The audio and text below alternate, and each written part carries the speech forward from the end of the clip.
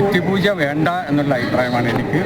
ഏത് പാർട്ടിയായാലും അതിൽ EMS പറ്റി പറയുന്നുണ്ട് അദ്ദേഹം കേട്ടോ. അദ്ദേഹം എന്താണ് പറഞ്ഞത്, നേതൃപൂജകളിൽ അദ്ദേഹം വിശ്വസിച്ചിട്ടുണ്ടാകുന്നു. അതെല്ലാവരും അങ്ങനെ ആയിരിക്കണം. കേരളത്തിലെ എല്ലാ നേതാക്കളും അങ്ങനെ ആയിരിക്കണം. പിന്നെ ഈ നേതൃസ്തുതികളിൽ അഭിരമിക്കുന്ന നേതാക്കളെല്ലാം നമുക്ക് വേണ്ട. അങ്ങനെയുള്ള നേതാക്കൾ വഴി ഉണ്ടെന്ന് ഞാൻ പറയുന്നില്ല. കേരളത്തിൽ ഒരുപാട് നല്ല കാര്യങ്ങൾ ചെയ്തു. പുതിയ സർക്കാർ ഒരുപാട് നല്ല കാര്യങ്ങൾ ചെയ്തിട്ടുണ്ട്. നമസ്തേ, ജനം എഡിറ്റേഴ്സ് ചോയ്സിലേക്ക് സ്വാഗതം. ചരിത്രപരമായ ഒരാവശ്യത്തെ ഇവിടെ പറയാൻ ആഗ്രഹിക്കുന്നു എന്ന് പറഞ്ഞു തുടങ്ങുന്ന MT വാസുദേവൻ നായരുടെ വാക്കുകൾ കുറിക്കുകൊള്ളുന്നതായിരുന്നു. മുഖ്യമന്ത്രിയെ വേദിയിൽ ഇരുത്തിക്കൊണ്ട് തന്നെ നേതൃപൂജയ്ക്കെതിരെയും സർവാധിപത്യത്തിനെതിരെയും MT രൂക്ഷ വിമർശനം ഉന്നയിച്ചപ്പോൾ പൊതുസമൂഹവും അത് ഏറ്റുപിടിക്കുന്നതാണ് നാം കണ്ടത്. കാലത്തിന്റെ ആവശ്യമായ പരാമർശമായി കേരളത്തിലെ നിലവിലെ ഏകാധിപത്യ രീതിയിലുള്ള ഭരണത്തെ എടുത്തുകാട്ടിയപ്പോൾ എളിഭ്യരായി നിൽക്കുന്ന അണികളെയും സർവാധിപതിയെയുമാണ് കാണാൻ കഴിഞ്ഞത്. ജനം എഡിറ്റേഴ്സ് ചോയ്സ് പരിശോധിക്കുന്നു, സഹിഷ്ണുതയില്ലാത്ത സർവാധികാരി ആര്? ജനസേവനം സർവാധിപത്യമാക്കി മാറ്റിയതാര്? രാഷ്ട്രീയത്തിലെ മൂല്യച്യുതിക്ക് കാരണം ഇത്തരം ഏകാധിപതികളോ? ഇന്ന് ഈ വിഷയത്തിൽ നമ്മോടൊപ്പം ചർച്ചയിൽ പങ്കെടുക്കുന്നവർ BJP പ്രതിനിധിയായി ശ്രീ TP ജയചന്ദ്രൻ മാസ്റ്റർ, കോൺഗ്രസ് പ്രതിനിധിയായി ശ്രീ അഡ്വക്കേറ്റ് സേനാപതി വേണു, പ്രോപ്പർ ചാനൽ പ്രതിനിധിയായി ശ്രീ MK ഹരിദാസ്, LDF-ൽ നിന്നും JDS അഖിലേന്ത്യാ സെക്രട്ടറി ശ്രീ RS പ്രഭാത് എന്നിവരാണ്. അതിഥികൾക്കും പ്രേക്ഷകർക്കും ഒരിക്കൽ കൂടി സ്വാഗതം. RS പ്രഭാതിലേക്കാണ് ആദ്യം പോകുന്നത്. ശ്രീ RS പ്രഭാത്, പൊതുസമൂഹം MTയുടെ വാക്കുകൾ ഏറ്റെടുത്തു കഴിഞ്ഞു. അദ്ദേഹം ഉദ്ദേശിച്ചത് എന്താണ് എന്ന കൃത്യമായ ബോധ്യത്തോടുകൂടി തന്നെ സാംസ്കാരിക നായകരും ഇതിനെക്കുറിച്ച് പരാമർശങ്ങൾ, അവരുടെ വ്യക്തിപരമായ അഭിപ്രായങ്ങളൊക്കെ പറഞ്ഞു തുടങ്ങിയിരിക്കുന്നു. ഇനി ഇത് CPM എങ്ങനെ പ്രതിരോധിക്കുമെന്ന് കണ്ടു തന്നെ കാണേണ്ടിയിരിക്കുന്നു. CPM-ന്റെ തലക്കേറ്റ ഒരു കനത്ത പ്രഹരമായി തന്നെ MTയുടെ വാക്കുകൾ മാറിയിരിക്കുകയല്ലേ? ഇവിടെ ആർക്കും ഒരു പ്രഹരമൊന്നും ഏറ്റിട്ടില്ല. ഇവിടെ നോക്കൂ, എന്താ വിഷയം. നമ്മുടെ ഇന്ന് ഈ രാജ്യത്ത് കാണുന്ന, നിങ്ങൾ പറയുന്നു കേരളം മാത്രമല്ലല്ലോ രാഷ്ട്രീയം നിലനിൽക്കുന്ന എവിടെയോ ഇന്ത്യയിൽ മൊത്തം നടത്തുന്ന ഒരു അപജയമുണ്ട്. ആ അപജയം എന്താണ്? നമ്മൾ രാഷ്ട്രീയപരമായ അപജയം നമ്മുടെ വിവിധ മേഖലകളിൽ, എല്ലാ മേഖലകളിലും ഉണ്ടായിട്ടുണ്ട്. അത് രാഷ്ട്രീയപരമായി ഉണ്ടായിട്ടുണ്ട്. അവിടെ ആ രാഷ്ട്രീയപരമായ അപജയം ഉണ്ടാകുന്നിടത്ത് ഏകാധിപതികളുണ്ടാവും. ഇതാണ് MT ഉദ്ദേശിച്ചത്. നിങ്ങളത് എങ്ങനെ ഉദ്ദേശിക്കുന്നു എന്ന് ഞങ്ങൾ അറിയേണ്ട കാര്യമില്ല. സ്വാഭാവികമായി ആരാണ് ഏകാധിപതി എന്ന് മാറുക. ആര് തന്നെ ഏകാധിപതിയായാലും രാഷ്ട്രീയത്തിലൂടെ ഏകാധിപതികൾ വരുന്നത് രാഷ്ട്ര നിർമ്മാണത്തിനും രാഷ്ട്രത്തിൻ്റെ പുരോഗതിക്കും നല്ലതല്ല എന്നുള്ളതാണ് യഥാർത്ഥം. എങ്ങനെയാണ് ഈ ഏകാധിപതികൾ ഉണ്ടാകുന്നത് അത് നമ്മൾ പരിശോധിക്കണം. നമ്മുടെ അത് പരിശോധിക്കാനാണ് EMS മുതൽ ഉള്ള ഒരു അധ്യായം നമ്മൾ പരിശോധിക്കേണ്ടത്. ആ സമയം മുതലുള്ള, ഞാൻ EMS-നെ മാത്രം പറയുന്നില്ല, അതിൽ കോൺഗ്രസിൻ്റെ നേതാക്കളുണ്ട്, മറ്റു എല്ലാ രാഷ്ട്രീയ കക്ഷികളുടെയും നേതാക്കളുണ്ട്. പക്ഷേ അവിടെ മാറ്റി നിർത്തപ്പെടുന്നത് ഓരോ വ്യക്തിത്വങ്ങളാണ്. ആ വ്യക്തിത്വങ്ങളെന്ന് പറഞ്ഞാൽ EMS ആയിക്കോട്ടെ, കരുണാകരനായിക്കോട്ടെ, AK ആൻ്റണി ആയിക്കോട്ടെ, ഇത്തരം ആദർശ മൂല്യങ്ങൾ ഒരു കാലഘട്ടം വരെ ഉണ്ടായിരുന്നു എന്നും ഇന്ന് ആ ആദർശ മൂല്യങ്ങൾക്ക് മൂല്യച്യുതി ഉണ്ടായി. ആ മൂല്യച്യുതി എന്ന് പറയുന്നത് രാഷ്ട്രത്തിനും കേരളത്തിനും, നമ്മുടെ രാഷ്ട്രീയം പഠിക്കുമ്പോൾ കേരളമാണല്ലോ നിങ്ങൾ എടുക്കുന്നത്, അതിനെ ശരിയല്ല എന്നുള്ളതാണ് ഇവിടെ പറഞ്ഞു വെച്ചു. പിന്നെ അതിൻ്റെ വ്യാഖ്യാനങ്ങളിലേക്ക് പോയത് അതിന് ശേഷമുള്ള ഈ വിഷയത്തിന് ശേഷം അതിനെ ഏത് രീതിയിലേക്ക് മാറ്റാമെന്നുള്ളത് ഇവിടുത്തെ മാധ്യമങ്ങളും ബാക്കിയൊക്കെ സൃഷ്ടിച്ച ഒരു കാര്യം മാത്രമാണ്. പക്ഷേ ഇവിടെ നമ്മൾ ശ്രദ്ധിക്കേണ്ട ഒരേ ഒരു കാര്യം എന്ന് പറയുന്നത്, നമ്മുടെ രാഷ്ട്രീയത്തിന് മൂല്യച്യുതി വന്നിട്ടുണ്ടോ? വന്നിട്ടുണ്ട് എങ്കിൽ അത് പരിശോധിക്കപ്പെടേണ്ടതാണ്. യാതൊരു സംശയമില്ല. അത് ഞാനായാലും നിങ്ങളായാലും ആരായാലും, അത് ഇവിടുത്തെ ഇപ്പോൾ ഭരിക്കുന്ന മന്ത്രിമാരായാലും ആരായാലും, പ്രതിപക്ഷ നേതാവായാലും, ഏതു വ്യക്തിത്വമായാലും രാഷ്ട്രീയത്തിൽ മൂല്യച്യുതി വന്നിട്ടുണ്ട് എങ്കിൽ ആ മൂല്യച്യുതിയെപ്പറ്റി നമ്മൾ രാഷ്ട്രീയക്കാർ ചിന്തിക്കേണ്ട സമയം ആയിക്കൊണ്ടിരിക്കുകയാണ്. മറ്റൊരു കാര്യം, എവിടെയാണ് ഈ രാഷ്ട്രീയത്തിൻ്റെ മൂല്യച്യുതി ഉണ്ടാകുന്നത്? കഴിഞ്ഞ കാലഘട്ടങ്ങളിൽ നമുക്ക് പരിശോധിക്കാം. ആ കാലഘട്ടങ്ങളിലെ രാഷ്ട്രീയ പ്രവർത്തനത്തിൻ്റെ ശൈലി ആണോ ഇന്നുള്ളത്? ഇന്ന് ജനങ്ങൾ ഏത് രീതിയിലാണ് ഇതിനെ റിയാക്ട് ചെയ്യുന്നത്? അവരുടെ ഒരു പൊതുവായ ഒരു വിഷയത്തിലേക്ക് നമ്മൾ ആരെല്ലാം റിയാക്ട് ചെയ്യുന്നു? നമുക്ക് നമ്മുടെ മുന്നിലുള്ള കാര്യമാണ്. നമുക്കൊരു വിഷയങ്ങളിലേക്ക് വരുമ്പോൾ ആ വിഷയങ്ങളിലേക്ക് വരുമ്പോൾ എത്ര കണ്ട് പുതിയ വിഭാഗങ്ങൾ, ജനവിഭാഗങ്ങൾ അവരുടെ പ്രതികരണമായി മുന്നോട്ട് വരുന്നു? ഇല്ല. അതെന്ന് പറയുന്നത് രാഷ്ട്രീയപരമായ ഒരു അപജയമായി തന്നെ കാണണം. പൊതുസമൂഹം അവരുടെ മുന്നിൽ ഉണ്ടാവുന്ന നന്മകളും തിന്മകളും തിരിച്ചറിയേണ്ട ഒരു കാലഘട്ടവും കൂടിയാണിത്. ആ തിരിച്ചറിവിൽ കൂടെ വരുന്നതാണ് പ്രതിഷേധങ്ങൾ. ആ പ്രതിഷേധങ്ങൾ ഇപ്പോൾ ഉണ്ടോ? ഇല്ലെന്ന് തന്നെ പറയാം. ഇവിടെ ഇപ്പോൾ പ്രതിഷേധങ്ങളുണ്ടോ? നമ്മൾ ഓരോ പരിപാടികൾ ഇട്ട് മുന്നോട്ട് പോകുന്നതല്ലാതെ ജനങ്ങളുടെ പ്രതിഷേധം, ആ ജനങ്ങളുടെ പ്രതിഷേധത്തിൻ്റെ ഭാവമുണ്ടോ? എന്തുകൊണ്ടാണ്? വിവിധ രാഷ്ട്രീയ കക്ഷികളിൽ നിന്ന് ഉണ്ടായ അപജയത്തിൻ്റെ ഭാഗമാണ്. ജനങ്ങളത് തിരിച്ചറിഞ്ഞിട്ടുണ്ട്. ഈ അപജയം ആണ് MD ചൂണ്ടിക്കാണിച്ചത്. ഇന്ന് ശ്രീ പ്രഭാത്, ഞാൻ ഒന്ന് ഇടപെട്ട് ചോദിച്ചുകൊള്ളട്ടെ. അങ്ങനെ രാഷ്ട്രീയ അപജയത്തിൻ്റെ അല്ലെങ്കിൽ രാഷ്ട്രീയ മൂല്യച്യുതിയുടെ കാര്യമാണ് MT സൂചിപ്പിച്ചതെങ്കിൽ മുഖ്യമന്ത്രി ഇരിക്കുന്ന വേദിയാണ്, മുഖ്യമന്ത്രിയെ ലാക്കാക്കിയാണ് എന്നുള്ള വിമർശനം വന്നപ്പോൾ എന്തുകൊണ്ട് ആ വിമർശനങ്ങളെ ഞങ്ങൾ മനസ്സാൽ ഏറ്റെടുക്കുന്നു, ഞങ്ങൾ തിരുത്താൻ ശ്രമിക്കാം എന്നൊന്നും പറയുന്നില്ല? അതിനു പകരം അത് ഞങ്ങളെയല്ല ഉദ്ദേശിച്ചത്, മറ്റാരെയാണ് ഉദ്ദേശിച്ചത്, അതിന് പുതിയ ന്യായീകരണങ്ങൾ വരുന്നു. 1998 എഴുതിയ ലേഖനം 2003 പബ്ലിഷ് ചെയ്തു, അന്നത്തെ ഭരണാധികാരിയെ ഉദ്ദേശിച്ചാണ് തുടങ്ങിയ ദുർബലമായ ന്യായീകരണങ്ങളാണ് നിരത്തുന്നത്. ഇതൊരു ആത്മവിമർശനമാണ്, ഞങ്ങൾ തിരുത്താൻ ശ്രമിക്കാം എന്ന് ഇതുവരെ LDFന്റെ ഭാഗത്തു നിന്നോ CPMന്റെ മുതിർന്ന നേതാക്കളുടെ ഭാഗത്തു നിന്നോ ഒന്നും ഇതുവരെ ഉണ്ടായിട്ടില്ല. അവരിപ്പോഴും ഈ വീരാരാധനയെ ന്യായീകരിക്കുകയാണ്. LDF convener വീരാരാധനയെ ന്യായീകരിക്കുകയാണ്. കഴിഞ്ഞ ആഴ്ചകളിലൊക്കെ കഴിഞ്ഞ ആഴ്ചകളിലൊക്കെ ഏറെ വിവാദമായ ആ വൈറൽ വീഡിയോയിലെ വാചകങ്ങൾ വീരാരാധന കൊണ്ട് എഴുതപ്പെട്ടതാണെന്നാണ് LDF കൺവീനർ EP ജയരാജൻ പറഞ്ഞത്. അദ്ദേഹത്തിന്റെ ആ സോട്ടടക്കം ഇവിടെ എല്ലാവരും ദൃശ്യമാധ്യമങ്ങളിലൂടെ കണ്ടതാണ്. ഞാൻ പറയട്ടെ, ഇവിടെ ഒരു വേദിയിൽ മുഖ്യമന്ത്രി ഇരിക്കുന്നു എന്ന് പറഞ്ഞിട്ട് ആ വേദിയിൽ പറയുന്നതെല്ലാം മുഖ്യമന്ത്രിയെ ലാക്കാക്കിയിട്ടുണ്ടെന്നുള്ള ധാരണ നിങ്ങൾക്ക് വേണ്ട. അങ്ങനെ ചിന്തിക്കേണ്ട.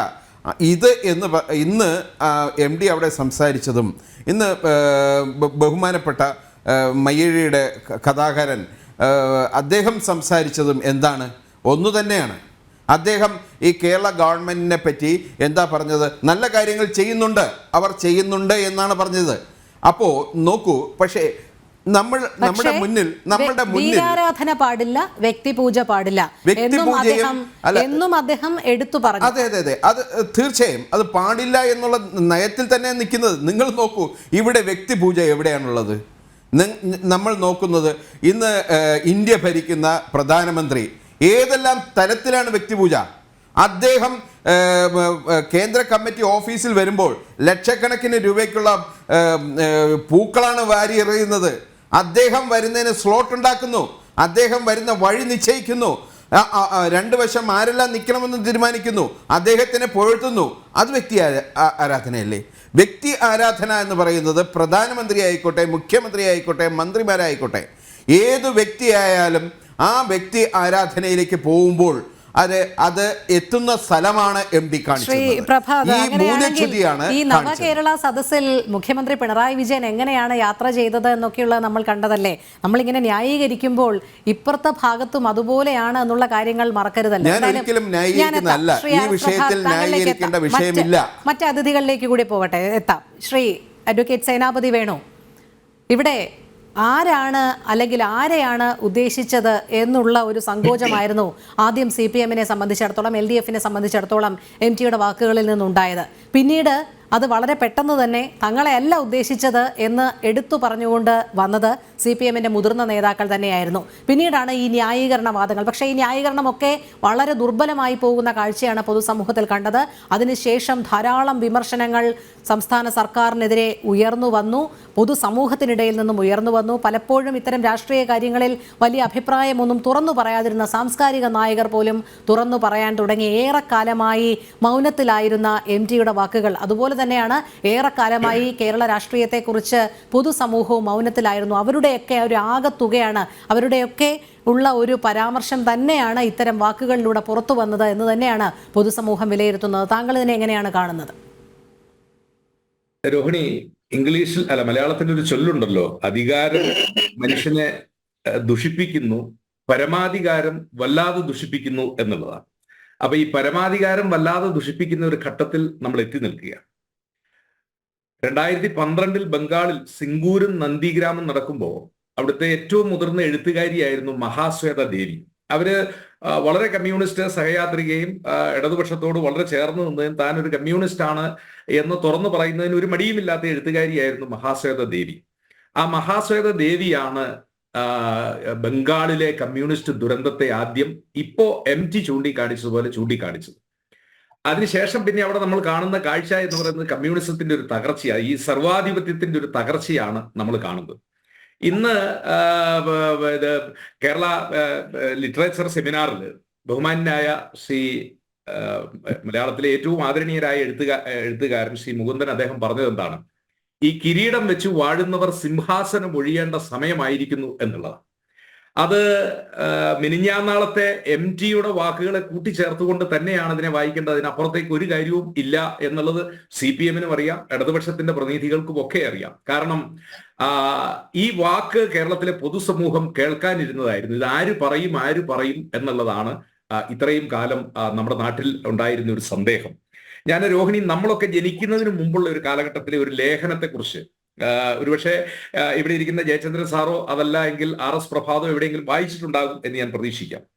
1962 അപ്പോ പണ്ഡിറ്റ് ജവഹർലാൽ നെഹ്റു 3ാമത് വട്ടവും ഇന്ത്യയുടെ പ്രധാനമന്ത്രിയായി തെരഞ്ഞെടുപ്പ് രംഗത്തേക്ക് കടക്കുകയാണ്. 52 ആദ്യത്തെ തെരഞ്ഞെടുപ്പ് അദ്ദേഹം വിജയിച്ചു, 57 വിജയിച്ചു, വീണ്ടും 3ാമത്തെ തെരഞ്ഞെടുപ്പ് 62 നടക്കുക. അപ്പൊ 62 ആയപ്പോഴേക്കും അദ്ദേഹം പ്രധാനമന്ത്രി പദത്തിൽ തന്നെ ഏതാണ്ട് 14-15 വർഷത്തോളമായി. കാരണം രാജ്യം 47 സ്വാതന്ത്ര്യം പ്രാപിക്കുന്നതിന് ഒരു കൊല്ലം മുമ്പ് തന്നെ ഇടക്കാല പ്രധാനമന്ത്രിയായി 2046 സെപ്റ്റംബറിൽ അദ്ദേഹം അധികാരം ഏറ്റെടുത്തു. അപ്പൊ സെപ്റ്റംബർ മുതൽ കൂട്ടിക്കഴിഞ്ഞാൽ 50-ൽ ഭരണഘടന നിലവിൽ വരുന്നവരെ ഏതാണ്ട് 3.5-4 കൊല്ലക്കാലം, പിന്നെ ഭരണഘടന നിലവിൽ വന്ന് രാജ്യം തെരഞ്ഞെടുപ്പിലേക്ക് പോകാൻ 2 കൊല്ലം, അപ്പം ഏതാണ്ട് 4, 4.5, 6, അതിനുശേഷം 10. അപ്പോൾ ഒരു 10, 14, 15 വർഷക്കാലം അദ്ദേഹം ഇന്ത്യയുടെ പ്രധാനമന്ത്രിയായി.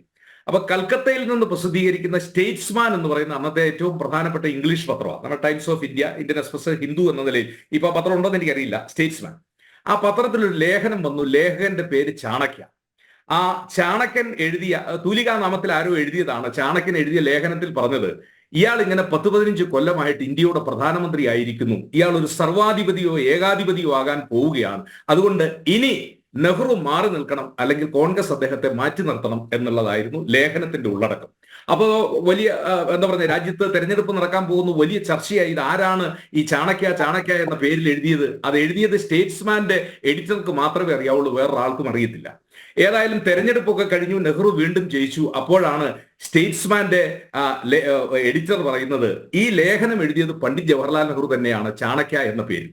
എന്ന് പറഞ്ഞാൽ നെഹ്റു തന്നെ മനസ്സിലാക്കി 10-15 കൊല്ലം അധികാരത്തിലിരുന്ന താൻ അധികാരത്തിന്റെ ഒരു ലഹരി തന്നിലേക്ക് വരുന്നു, താൻ ഒരു ഏകാധിപതിയായി പോകുന്നു, അതുകൊണ്ട് അത് കഴിഞ്ഞാൽ തന്നെ ആക്കരുത് എന്ന് അദ്ദേഹം തന്നെ ചാണക്യ എന്ന തൂലികാ നാമത്തിൽ ലേഖനം സ്റ്റേറ്റ്സ്മാൻ പത്രത്തിൽ എഴുതിയത് നമ്മളൊക്കെ ജനിക്കുന്നതിന് മുമ്പ് 1962 കഥയാണ്. അപ്പൊ ഞാൻ പറഞ്ഞു വന്നത് എന്തെന്ന് ചോദിച്ചാൽ, നെഹ്റുവിനെ പോലെ ഒരു ക്രാന്തിദർശി അല്ലെങ്കിൽ ഒരു ദാർശനികൻ അതിനെ എത്ര തന്മയത്വത്തോടു കൂടിയാണ് ജനങ്ങളുടെ മുമ്പിൽ അവതരിപ്പിച്ചത്. അദ്ദേഹം 10-17 കൊല്ലക്കാലം പ്രധാനമന്ത്രിയായിരുന്ന ആളാണ്, തെരഞ്ഞെടുക്കപ്പെട്ടു, അല്ലാതെയുമായി 17 കൊല്ലത്തോളം പ്രധാനമന്ത്രി ആയിരുന്നയാളാണ്. ഇവിടെ 7.5 കൊല്ലമായി കഴിഞ്ഞപ്പോഴത്തേക്കും ചിലരുടെയൊക്കെ ഒരു നിലയും നിലപാടും അത് എങ്ങോട്ടേക്ക് പോകുന്നു, കേരളീയ പൊതുസമൂഹത്തിന് സഹിക്കാൻ പറ്റുന്നതിന്റെ അപ്പുറത്തേക്ക് അങ്ങ് പോവുകയല്ലേ. അതല്ലേ MTയെ പോലെ ഒരാള് അങ്ങനെ ഒരു സദസ്സിൽ വന്നിരുന്നു. കാര്യം 98 അദ്ദേഹം എഴുതി, 2003 ഇപ്പൊ ഇന്ന് ഗോവിന്ദ മാഷിന്റെ പ്രസ്താവന ആന്റണി മുഖ്യമന്ത്രി ആയിരുന്ന കാലഘട്ടത്തിൽ അദ്ദേഹം എഴുതിയതാണ്. ഏതായാലും 2024 ആന്റണി അല്ല കേരളത്തിന്റെ മുഖ്യമന്ത്രി, 2024 അദ്ദേഹം ഒരു പൊതുസഭയിൽ വെച്ചുകൊണ്ട് ഈ വാക്ക് അദ്ദേഹം പറയുന്നത്. ഈ വാക്ക് ഇത് കേരളത്തിൽ ആരെങ്കിലും പറയണമല്ലോ എന്ന് കേരളത്തിലെ പൊതുസമൂഹം ആഗ്രഹിച്ചിരുന്ന, പക്ഷേ നമുക്കറിയാം ഇടതുപക്ഷ ബുദ്ധിജീവികളും അല്ലെങ്കിൽ ബുദ്ധിജീവി ചമയുന്ന ആളുകൾക്ക് ഒന്നും ഇപ്പോഴും നമ്മൾ കാണുന്നു. അശോകൻ ചെരുവിനെ പോലുള്ള ആളുകൾ, NS മാധവനെ പോലുള്ള ആളുകൾ, മുരുകൻ കാട്ടാക്കടയെ പോലുള്ള ആളുകളൊക്കെ ഈ വാക്കുകളെ ഇപ്പോഴും അതിനെ അങ്ങ് പുകഴ്ത്തിക്കൊണ്ടുവരികയാണ്. പക്ഷേ വന്ധ്യ വയോധികനായ ലോകം ആരാധിക്കുന്ന ആ പഞ്ചാഗ്നിയുടെ നായകൻ എഴുത്തുകാരൻ വേണ്ടി വന്നു ഇങ്ങനെ ഒരു വാക്ക് അത് കേരളത്തിലെ പൊതുസമൂഹത്തിൽ പറയുവാനായിട്ട്. ഇവിടെ നമ്മൾ ഇതിനെക്കുറിച്ച് ചർച്ച ചെയ്യുമ്പോൾ എൻ്റെ ബഹുമാന്യായ സ്നേഹിതൻ ജനതാദളിന്റെ നേതാവ് സോഷ്യലിസ്റ്റ് നേതാവ് ശ്രീ പ്രഭാത് ഇവിടെ സൂചിപ്പിച്ചത്. ഞാൻ പ്രഭാതിനോട് വിനയപരിസരം ചോദിക്കുന്നു. പ്രഭാതെ, ഒരു മുഖ്യമന്ത്രിയെ കുറിച്ച് ഇപ്പൊ ഈ നവമാധ്യമങ്ങളുടെ വരവിന് ശേഷം ആർക്കും എന്തും പടച്ചുവിടാം, അതൊന്നും നമ്മുടെ നാട്ടിൽ കുഴപ്പമില്ല. എന്താ എഴുതിയിരിക്കുന്നത്? തീയിൽ കുരുത്തൊരു കുതിരയെ, കൊടുങ്കാറ്റിൽ പറക്കും കഴുകനെ, മണ്ണിൽ മുളച്ച ഒരു സൂര്യനെ, മലയാള നാടിന്റെ മന്നനെ. ഇതെന്ത് സാഹിത്യമാണ്? ഇതെന്ത് കവിതയാ? ഇതല്ലേ വീരാരാധന? ഇത് വീരാരാധനയല്ല, ഇതൊരു തരം അന്ധമായിട്ടുള്ള ആരാധനയാണ്. ഈ ആരാധന എന്ന് പറയുന്നത് കമ്മ്യൂണിസ്റ്റുകാർക്ക് ചേർന്ന ആരാധനയല്ല. നമ്മൾ തച്ചോളി യോധനെയൊക്കെ ആരാധിക്കുന്നു എന്ന് പറഞ്ഞാൽ അവരുടെ വീരപ്രവർത്തികളിൽ, സാഹസിക പ്രവർത്തികളിലാണ്. ഇവിടുത്തെ സാഹസിക പ്രവൃത്തി എന്താ? 1 മീറ്റർ പോലും ഉയരമില്ലാത്ത ഒരു ബസിന്റെ ലിഫ്റ്റിൽ നിന്ന്, ആ ബസിന്റെ ചവിട്ടുപടിയിൽ നിന്ന് ലിഫ്റ്റ് ഉപയോഗിച്ച് ഇറങ്ങുന്ന ഒരാള്, ആ ആളെ കുറിച്ചാണ് പുകഴ്ത്തുന്നത്. എന്താണ് പുകഴ്ത്തുന്നത്? തീയിൽ കുരുത്തൊരു കുതിരയെ, കൊടുങ്കാറ്റിൽ പറക്കുന്ന കഴുകനെ, മണ്ണിൽ മുളച്ച സൂര്യനെ, മലയാള നാടിന്റെ മന്നനെ. ഞാൻ പറയുന്നു, പിണറായി വിജയൻ അല്ലാതെ വേറെ ഏതെങ്കിലും ഒരു മുഖ്യമന്ത്രിയാണ് കേരളത്തിന്റെ മുഖ്യമന്ത്രിയെങ്കിൽ ഇത് അന്നേ ദിവസം തന്നെ നിരോധിക്കുകയും ഇത് എഴുതിയവനെതിരെ നടപടി സ്വീകരിക്കുകയും ചെയ്യുമായിരുന്നു. നിങ്ങൾ അറിയേണ്ടത്, നവകേരള സദസ്സിന്റെ പല സ്റ്റേജിലേക്ക് മുഖ്യമന്ത്രി വരുമ്പോ ജയിലർ എന്ന് പറയുന്ന സിനിമയ്ക്കകത്ത് രജനീകാന്ത് എൻട്രി ചെയ്യുന്ന ആ പശ്ചാത്തല സംഗീതമാണ്. ഒന്ന് ആലോചിക്കണം, ഒരു കമ്മ്യൂണിസ്റ്റ് നേതാവ്, തൊഴിലാളി വർഗത്തിന്റെ നേതാവ് വേദിയിലേക്ക് കടന്നു വരുമ്പോൾ നവകേരള സദസ്സിൽ നമ്മൾ കാണുന്നത് ജയിലർ സിനിമയിൽ രജനീകാന്ത് വരുന്ന ആ പശ്ചാത്തല ഗാനം ഇട്ടുകൊണ്ടാണ്. എവിടെ പോയിരിക്കുന്നു കമ്മ്യൂണിസം? കമ്മ്യൂണിസം എത്രയോ അധപ്പതനത്തിൽ. പണ്ട് ജയരാജൻ വേണ്ടി എഴുതിയ കവിത ഉണ്ടല്ലോ, കണ്ണൂരിൻ താരകമല്ലോ ചെഞ്ചോര, ചെഞ്ചോരപ്പൻ കതിരല്ലോ, നാടിൻ നെടുകായകനല്ലോ പി ജയരാജൻ ധീരസഖാവേ എന്ന് പറഞ്ഞ് അവിടെ ഒരു ക്ലബ്ബുകാരെഴുതിയ ആ ഗാനം, അത് ഏറെ ചർച്ച ചെയ്തതിന് ശേഷം മാർക്സിസ്റ്റ് പാർട്ടി തന്നെ ഒരു കമ്മീഷനെ വെക്കുക, അവർ കണ്ടെത്തുകയും ചെയ്തെന്താ, ഇത് ജയരാജൻ പാർട്ടിക്ക് മുകളിൽ വളർന്നിരിക്കുന്ന മരമായി മാറിയിരിക്കുന്നു. അദ്ദേഹത്തിന്റെ എന്താ പറഞ്ഞ സ്വന്തമായിട്ടുള്ള ഒരു പാർട്ടിക്കകത്ത് PJ ആർമി എന്ന് പറയുന്ന ആർമിയെ സൃഷ്ടിച്ചുകൊണ്ട് അതൊരു താരാരാധനയാണ്, വീരാരാധനയാണ്. ആ താരാരാധനയും ആരാധനയും വളർന്ന് ഇന്ന് അതിന്റെ എല്ലാ സീമകളെയും ലംഘിച്ചുകൊണ്ട് അത് മനുഷ്യർക്ക് സഹിക്കാവുന്നതിനും അപ്പുറത്തേക്കായപ്പോഴാണ് MT പോലെ ഒരാള് പോലും, ഞാൻ MT പോലെ ഒരാള് പോലും എന്ന് പറയുന്നത്, അദ്ദേഹത്തെ പോലെ ഇത്ര എന്താ പറഞ്ഞ സഹിഷ്ണുതാപരമായി സാഹിത്യത്തെ കാണുന്ന ഒരാൾ പോലും അവസാനം പ്രതികരിക്കേണ്ടതായിട്ട് വന്നു. പ്രതികരണം ഉൾക്കൊള്ളാൻ കേരളത്തിലെ കമ്മ്യൂണിസ്റ്റ് പാർട്ടിക്ക് കഴിയുന്നില്ല എങ്കിൽ ഇനിയിപ്പോ നമുക്ക് എന്താ പറയാനുള്ളത്? അവരോട് സഹതപിക്കുക എന്നത് മാത്രമാണ് രോഗി. അതെ, ശ്രീ TP ജയചന്ദ്രൻ മാസ്റ്റർ, ഇവിടെ ജനാധിപത്യം കുഴിച്ചുമൂടപ്പെടുക തന്നെയാണ് ചെയ്യുന്നത്. അതിനു പകരം സർവാധിപതികളും ഏകാധിപതികളും ഒക്കെയായി ഒരു ഉയർത്തെഴുന്നേൽപ്പ് നടത്തുകയാണ് ഈ കമ്മ്യൂണിസ്റ്റ് സർക്കാർ.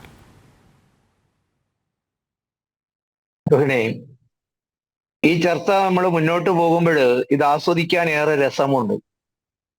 കാരണം ചിലർക്കത് മറ്റാരെയോ ആണ് എന്ന് സ്ഥാപിക്കാനുള്ള ഒരു ത്വര അത് ഇന്നലെ ആരംഭിച്ചതാണ്. എനിക്കിപ്പോ ചോദിക്കാനുള്ള, ഇടതുപക്ഷത്തെ പ്രതികരിച്ച് വരുന്നവരൊക്കെ AKG സെന്ററിലെ ക്യാപ്സ്യൂളുമായിട്ട് തന്നെ വരണമെന്ന് എവിടെയെങ്കിലും ഉണ്ടോ? നോക്കൂ, ഇന്നലെയും ഇന്നുമായി കേരളത്തില് ഒരു തരം സ്വാതന്ത്ര്യ പ്രഖ്യാപനത്തിന്റെ കേളി കൊട്ട് തുടങ്ങിക്കഴിഞ്ഞിരിക്കുന്നു. ഇന്നലെ വരെ ബൗദ്ധിക കേരളത്തിന്റെ കുത്തക ഏറ്റെടുത്തിരുന്നത് അശോകൻ ചെരുവിലിനെ പോലെ, സുനിൽ P ഇളയിടത്തെ പോലെ, NS മാധവനെ പോലെ, സച്ചിദാനന്ദനെ പോലെയൊക്കെ ഏതെങ്കിലും തരത്തിലുള്ള അധികാരവർഗത്തിന്റെ ചുണ്ടിൽ നിന്നും കൊഴിഞ്ഞു പോകുന്ന എച്ചില് പെറുക്കി തങ്ങൾക്ക് ലഭിക്കുമോ എന്ന് നോക്കുന്ന ഒരു തരത്തിലുള്ള സ്തുതിപാഠകന്മാരായിരുന്നു. അവരിൽ നിന്നുള്ള സ്വാതന്ത്ര്യ പ്രഖ്യാപനമാണ് യഥാർത്ഥത്തില് 2 ദിവസമായി കേരളം കേട്ടുകൊണ്ടിരിക്കുന്നത്. അത് തുടക്കം കുറിച്ചത് സാധാരണ രാഷ്ട്രീയ അഭിപ്രായങ്ങളൊന്നും പറയാത്ത MT ആണ്. ഇവിടെ എന്റെ ഇടതുപക്ഷത്തിന്റെ പ്രതിനിധി സമർത്ഥിക്കാൻ ശ്രമിക്കുന്നത് അത് ഞങ്ങളെ കുറിച്ചല്ല, ഞങ്ങളുടെ കറുപ്പ് കണ്ടാൽ വിറളി പിടിക്കുന്ന, തന്റെ MLA-മാരുടെ പ്രസംഗത്തിന്റെ സമയം കൂടിപ്പോയാൽ അവരെ കുറ്റം പറയുന്ന, തെറി പറയുന്ന കോട്ടയത്തെ MP അദ്ദേഹത്തിന്റെ ആവലാതികൾ പറയുമ്പോൾ ഇത് പരാതി പറയാനുള്ള വേദിയല്ല എന്ന് ആക്രോശിക്കുന്ന, തങ്ങളെ സ്തുതിക്കാത്തവരെയൊക്കെ കടക്കൂ പുറത്ത് എന്ന് പറയുന്ന, ഞങ്ങളെ കുറിച്ചല്ല മറ്റാരെ കുറിച്ചാണോ എന്ന് പറയാനുള്ള ത്വര അദ്ദേഹം കാണിക്കുന്നു. ബഹുമാനപ്പെട്ട പ്രഭാത്, താങ്കൾ ഇന്നലത്തെ വാക്കുകൾ, MTയുടെ പ്രസംഗങ്ങൾ ശ്രദ്ധിച്ചിരുന്നെങ്കിൽ താങ്കൾക്ക് ആ സംശയം ഉണ്ടാകുമായിരുന്നുവോ?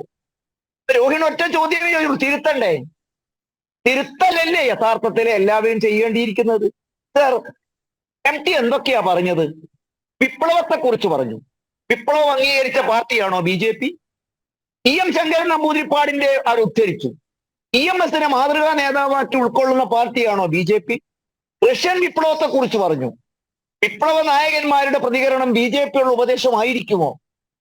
EMS എന്നാണ് BJPയുടെ ആരാധ്യ പുരുഷനും അദ്ദേഹത്തെ എന്നാണ് ഞങ്ങൾ മാതൃകയാക്കിയിരിക്കുന്നത്? റഷ്യൻ ശിഥിലീകരണത്തിന്റെ സാധ്യത 1944 പ്രഖ്യാപിച്ച നേതാക്കന്മാരാണ്, എഴുത്തുകാരാണ്. വിൽഹം റീഹിനെ പോലെയുള്ളവർ. ഭാരതീയ ജനതാ പാർട്ടിയുടെ പൂർവ്വരൂപമായ ഭാരതീയ ജനസംഘത്തിന്റെ ഏകാത്മ മാനവ ദർശനത്തെ മുൻപോട്ട് വെച്ച പണ്ഡിറ്റ് ദീനദയാൽ ഉപാധ്യായ കമ്മ്യൂണിസം കത്തിക്കാളുന്ന കാലഘട്ടത്തിൽ സി പ്രഭാത് അന്ന് അദ്ദേഹം പറഞ്ഞു, ഇതിന്റെ അപചയം ഇതിനകത്ത് തന്നെയുണ്ട്, ഒരിക്കലും ലോകത്തിന് ഇത് സ്വീകാര്യമല്ല. അന്ന് പലരും അദ്ദേഹത്തെ പരിഹസിച്ചു.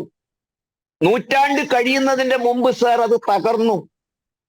ഭരണാധികാരി എറിഞ്ഞു കൊടുക്കുന്ന ഔദാര്യത്തൊട്ടുകളല്ല സ്വാതന്ത്ര്യം. ശ്രീ പ്രഭാത്, ഒരു ചർച്ചയ്ക്ക് വരുമ്പോഴെങ്കിലും താങ്കൾ ഇത് എവിടെ നിന്നും ആരെക്കുറിച്ച് MT നേരത്തെ എഴുതിയതാണ് എന്നൊന്ന് പഠിച്ചിരുന്നെങ്കിൽ. ഗോർക്കിയുടെ, ചെക്കോവിന്റെ വാക്കുകളാണിത്. ഞാൻ ചോദിക്കട്ടെ, മാക്സിം ഗോർക്കിയുടെ, ചെക്കോവിന്റെ വാക്കുകൾ BJPയെ ഉപദേശിക്കാനുള്ള ഉദ്ധരണിയായി ഉപയോഗിക്കാൻ മാത്രം മണ്ടനാണോ ഈ MT? ഉപദേശം BJPയോട് ആയിരുന്നുവെങ്കിൽ അത് BJPക്കാരുള്ള വേദിയിലോ BJPക്ക് ഏതെങ്കിലും തരത്തിൽ ബന്ധമുള്ള വേദികളിലോ ആയിരിക്കണ്ടേ? ഞങ്ങൾ പലപ്പോഴും അദ്ദേഹത്തെ കാണാറുണ്ട്. തിന്മകളുടെ മുഴുവൻ ഉത്തരവാദിത്വവും താറിസ്റ്റ് വാഴ്ചയിൽ കെട്ടിവെച്ച് പൊള്ളയായ പ്രശംസകൾ നൽകിയും നേട്ടങ്ങൾ പെരുപ്പിച്ചു കാണിച്ചും ആൾക്കൂട്ടത്തെ തൃപ്തിപ്പെടുന്നതിന് ഗോർക്കിയും ചെക്കോവും എതിരായിരുന്നു. ഈ ഉപദേശം സർ BJPയോടോ നരേന്ദ്രമോദിയോ ആയിരിക്കുമോ? ആണെങ്കിൽ ഞങ്ങളതിനെ സ്വീകരിക്കുന്നു സർ. സ്വയം തിരുത്തലുകൾ, പരിവർത്തനങ്ങൾ, ജനാഭിപ്രായം തേടൽ, ഉരകല്ലിൽ ഉരച്ചു നോക്കൽ, ഇതാരുടെ ഉപദേശമായാലും ഞങ്ങൾ സ്വീകരിക്കും. അത് ഞങ്ങളോടല്ല, അത് മറ്റാരോടോ ആണെന്ന് പറയാൻ ഞങ്ങൾക്ക് സാധ്യമല്ല. പൊതുസമൂഹത്തിനോടാണ് പറഞ്ഞത്, ഒരു പാർട്ടിയുടെയോ ഒരു വ്യക്തിയുടെയോ അല്ല പറഞ്ഞത്. അത് ആദ്യം മനസ്സിലാക്കണം. സർ, നിങ്ങളുടെ അവസരം ഇത് ഏതാണ്ട് 1.5 മണിക്കൂറുള്ള ഒരു ചർച്ചയാണ്. നിങ്ങൾക്കും അവസരം ഉണ്ടാകും. സംവാദത്തിൽ നമ്മൾ പാലിക്കപ്പെടാവുന്ന ഒരു മര്യാദ എന്ന് പറയുന്നത് പരസ്പരം കേട്ടും അറിഞ്ഞും തിരിച്ചു മറിഞ്ഞും മനസ്സിലാക്കി മുന്നോട്ട് പോകുന്നതല്ലേ? ഞാൻ ഈ പറഞ്ഞ വാക്കുകളിൽ വിയോജിപ്പുകൾ ഉണ്ടെങ്കിൽ താങ്കൾക്ക് പറയാം. ഞാൻ ഇന്ന് അതിന്റെ അനുരണനങ്ങളായിട്ട് ഒന്നും കൂടി പറഞ്ഞു. ശ്രീ പ്രഭാത്, തെറ്റ് തിരുത്തുന്ന രീതി EMSനുണ്ടായിരുന്നു. ആരോടാ? BJPയോടാ? BJP എപ്പോഴാണ് സർ EMSനെ മാതൃകാ നേതാവായിട്ട് അംഗീകരിച്ചത്? ആരാണ് സർ EM ശങ്കരൻ നമ്പൂതിരിപ്പാടിനെ മാതൃകാപരമായി നേതാവായിട്ട് അംഗീകരിക്കേണ്ടവരെങ്കിലും അംഗീകരിക്കുന്നു ഞാൻ ചൂണ്ടിക്കാണിക്കുന്നു. താങ്കളുടെ ഊഴം വരുമ്പോൾ മറുപടി പറയൂ. അടിമുടി അന്ധവിശ്വാസവും അടിമുടി വ്യക്തിപൂജയും ഏകാധിപത്യവും നിറഞ്ഞു നിൽക്കുന്ന ഒരു പ്രസ്ഥാനത്തെ സർ, ഇന്നത്തെ 2ാമത്തെ ഘട്ടത്തിൽ താങ്കൾക്ക് എന്തെങ്കിലും സംശയമുണ്ടെങ്കിൽ മുകുന്ദന്റെ വാക്കുകൾ ഒരാവർത്തി ഞാൻ പ്രഭാതിനോട് നെഞ്ചത്ത് കൈവച്ച് അപേക്ഷിക്കുന്നു. അതൊന്ന് താങ്കൾ കേൾക്കുമോ? ഏറ്റവും അവസാനം അദ്ദേഹം പറയുന്നു, വ്യക്തിപൂജ, നേതൃസ്തുതി, അതിൽ അഭിരമിക്കുന്നവർ കേരളത്തിൽ കൂടി വരുന്നു. സർ, നിങ്ങൾക്ക് എന്തെങ്കിലും സംശയമുണ്ടോ ഇത്? അപ്പൊ പത്രക്കാരൻ ചോദിച്ചു, അല്ല ഇത് ഇന്ത്യ രാജ്യത്ത് എല്ലാവർക്കും ബാധകമല്ലേ? ശരി, അദ്ദേഹം പറഞ്ഞു എല്ലാവർക്കും ബാധകമാണ്. വീണ്ടും അദ്ദേഹം പത്രക്കാരോട് പറഞ്ഞു, കേരളത്തിൽ ഇങ്ങനെയുള്ള കേരളത്തിലുള്ള എല്ലാ നേതാക്കളും ഇങ്ങനെ ആയിരിക്കണം. സംശയമുണ്ടെങ്കിൽ രോഹിണി മുകുന്ദന്റെ വാക്കുകൾ നമുക്കൊന്ന് റീപ്ലൈ ചെയ്ത് നോക്കാം. അദ്ദേഹത്തിന് വല്ല സംശയം ഉണ്ടെങ്കിൽ അതിനെക്കുറിച്ച് പത്രക്കാരുടെ നിരന്തരമായ ചോദ്യത്തില് മാത്രമല്ല സംഘാടകർ അദ്ദേഹം കൂടുതൽ പറയാതിരിക്കാൻ മുകുന്ദനെ വന്ന് സർ ചടങ്ങ് തുടങ്ങാൻ സമയമായി, താങ്കൾ ഉടനെ വരണമെന്നവർ നിർബന്ധിച്ച് കൂട്ടിക്കൊണ്ടു പോകുന്നത് ഇവിടെ കാണാമായിരുന്നു. സർ, എന്റെ നാട്ടിൽ കോഴിക്കോട്ടാണിത്. കോട്ടയത്തുകാരനായ DC രവി നടത്തുന്ന പരിപാടി ഒരിക്കലും കോട്ടയം നടത്താൻ അദ്ദേഹത്തിന് കഴിയില്ല. ഇത് ഇവിടെ വെച്ചേ നടക്കുകയുള്ളൂ. കാരണം ഇവിടത്തെ അഭിരമിക്കുന്നവർ ആരൊക്കെയാണെന്ന് അദ്ദേഹത്തിന് അറിയാം. മാത്രമല്ല ശ്രീ പ്രഭാത്, അദ്ദേഹം വളരെ വ്യക്തമായിട്ട് ആശങ്കകൾക്കോ സംശയങ്ങൾക്കോ അല്പം പോലും ഇട കൊടുക്കാതെ ഇന്ന് മുകുന്ദൻ പറഞ്ഞു, കിരീടങ്ങൾ വാഴുന്ന കാലമാണിത്. അധികാരത്തിന്റെ രുചി അറിയുന്നവര് സിംഹാസനത്തിലെ അള്ളിപ്പിടിച്ചിരിക്കുകയാണ്. JPയുടെ വാക്കുകൾ അദ്ദേഹം ഉദ്ധരിച്ചു. ജയപ്രകാശ് നാരായണന്റെ എന്താ പറഞ്ഞത്?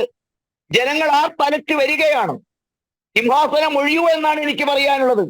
ജനസേവനത്തിനുള്ള അവസരം സിദ്ധാന്തങ്ങൾ ഇന്ന് കുഴിവെട്ടി മൂടിയിരിക്കുന്നു നമ്മൾ. സിംഹാസനമല്ല സേവനമാണ് വലുത്. ജനങ്ങൾ പിഴുതെറിയും. അത് കഴിഞ്ഞ് അദ്ദേഹം പറയുന്നത് കേരളത്തിൽ വ്യക്തിപൂജയും വ്യക്തിസ്തുതിയും.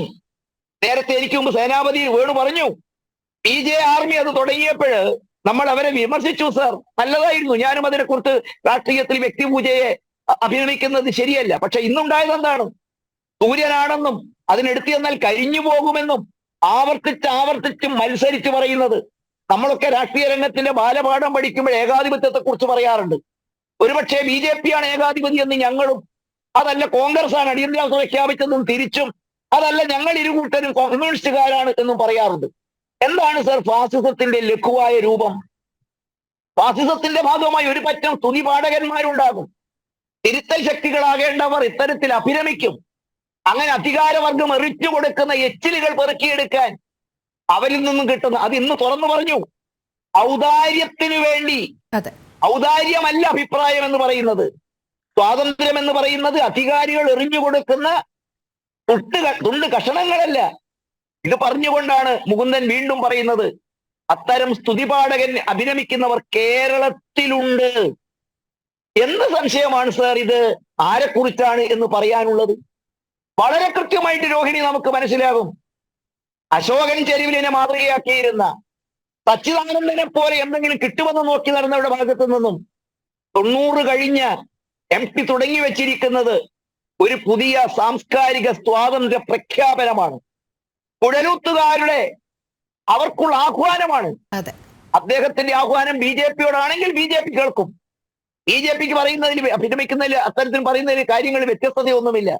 പകരം ഇന്ന് നേരത്തെ പറഞ്ഞ മാതിരിയിൽ മട്ടന്നൂരിലെ മുൻ മന്ത്രി, ഇപ്പോഴത്തെ MLA അവരുടെ സ്വാഗത ഭാഷണം അല്പനിമിഷം നീണ്ടുപോയപ്പോൾ കറുത്ത വസ്ത്രം ധരിക്കുന്നവരെ തെരഞ്ഞുപിടിച്ച് അവരെ ആക്രമിക്കുമ്പോൾ സമാധാന സേനക്കാരെന്നും ജീവരക്ഷാ സംഘങ്ങളുമായിട്ട് പാർട്ടി കേഡറുകൾ വളർത്തിക്കൊണ്ടുവരുമ്പോൾ ഇതൊക്കെ ലോകത്തെ ഫാസിസ്റ്റുകളുടെ പ്രവർത്തന രീതിയാണ് എന്ന് മനസ്സിലാക്കാനും, അത് ഇന്ന് നടപ്പിലാകുന്നത് നിങ്ങളും ഞാനും അനുഭവിക്കുന്ന ഈ കൊച്ചു കേരളത്തിലാണ് എന്നുള്ളതും, തലയ്ക്ക് ഹെൽമെറ്റ് കൊണ്ട് അടിയേൽക്കുമ്പോഴും സ്വന്തം പാർട്ടിയുടെ ഏതുപോലെയാണോ നാസി പടയാളികൾ ഹിറ്റ്ലറെ രക്ഷിച്ചത്, ഏതുപോലെയാണോ അടിയന്തരാവസ്ഥയുടെ നാടുകളിൽ പോലീസ് പെരുമാറിയത്, അതിനെ വെല്ലുന്ന രൂപത്തിൽ ഇന്ന് കേരളത്തിൽ പോലീസിനെ നോക്കുകുത്തിയാക്കിയിട്ട് യുവജന സംഘടനാ നേതാക്കന്മാർ അവരാ തരത്തിലേക്ക് പ്രവർത്തിച്ചു കൊണ്ടിരിക്കുന്നു. ഈ ഭീഷണി തിരിച്ചറിയാതെ നമ്മൾ ഇത് മറ്റുള്ളവരാണ് എന്ന് ആക്ഷേപിക്കുന്നത് ഒരുപക്ഷെ കർണസുഖമുണ്ടാകാം. രാഷ്ട്രീയ യജമാനന്മാരെ ജനതാദളുകാർക്ക് ക്യാപ്സൂളുകൾ കിട്ടുമ്പോൾ അവരെ പ്രീതിപ്പെടുത്തുന്നുണ്ടാകാം. പക്ഷേ സർ, ഇത് തിരിച്ചറിയുന്ന ഒരു വലിയ സമൂഹം കൊച്ചു കേരളത്തിലുണ്ട് എന്നുള്ള യാഥാർത്ഥ്യവും അവസാനം അത് തുറന്നു പറയാൻ മുകുന്ദനും MTM പോലുള്ള സാംസ്കാരിക ലോകത്തിന്റെ സ്വാതന്ത്ര്യ പ്രഖ്യാപനത്തിന്റെ വാക്കുകൾ വരാൻ പോകുന്ന കേരളത്തിലെ നാടുകളുടെ മാറ്റത്തിന്റെ സൂചനയായി തന്നെ തുടരും പ്രഭാസാർ എന്ന് ഞാൻ പറയും. അതെ, ഇത് തിരിച്ചറിയാത്തതാണോ, തിരിച്ചറിഞ്ഞിട്ടും തിരിച്ചറിഞ്ഞു എന്നുള്ളത് നടിക്കാത്തതാണോ എന്നുള്ളത് കണ്ടു തന്നെ അറിയണം. ശ്രീ MK ഹരിദാസ് ലോകാരാധ്യനായ ഒരു എഴുത്തുകാരനാണ്. കേരള രാഷ്ട്രീയത്തെക്കുറിച്ച് സമകാലിക സംഭവങ്ങളെ ചേർത്തു പറഞ്ഞുകൊണ്ട് ഒരു പൊതുവേദിയിൽ ഇത്തരത്തിൽ പറഞ്ഞത്. അദ്ദേഹത്തിന് കൃത്യമായ ബോധ്യമുണ്ട് തൻ്റെ വാക്കുകൾ ഏതൊക്കെ രീതിയിൽ തുടർന്നും ചർച്ചാ വിഷയമാകും എന്നുള്ളത്. അതിൻ്റെ ഉദാഹരണമായിട്ടാണ് അദ്ദേഹം NE സുധീറിനോട് അടുത്ത ദിവസം പറഞ്ഞത്. അത് NE സുധീർ അദ്ദേഹത്തിൻ്റെ ഫേസ്ബുക്ക് പോസ്റ്റിലൂടെ പൊതുസമൂഹത്തിന് മുൻപാകെ വയ്ക്കുകയും ചെയ്തു. അതായത് വിമർശനമല്ല, ചില യാഥാർത്ഥ്യങ്ങളാണ് താൻ തുറന്നു പറഞ്ഞത്. അത് ആർക്കെങ്കിലും ആത്മവിമർശനമാകുമെങ്കിൽ അത്രയും നല്ലത് എന്നാണ് MT തുടർന്നും കൂട്ടിച്ചേർത്തത്. എന്തായാലും ഇവിടെ ഒരു ആത്മവിമർശനത്തിന്, ഒരു തിരുത്തലിന് സാധ്യത കാണുന്നുണ്ടോ കേരള രാഷ്ട്രീയത്തിൽ?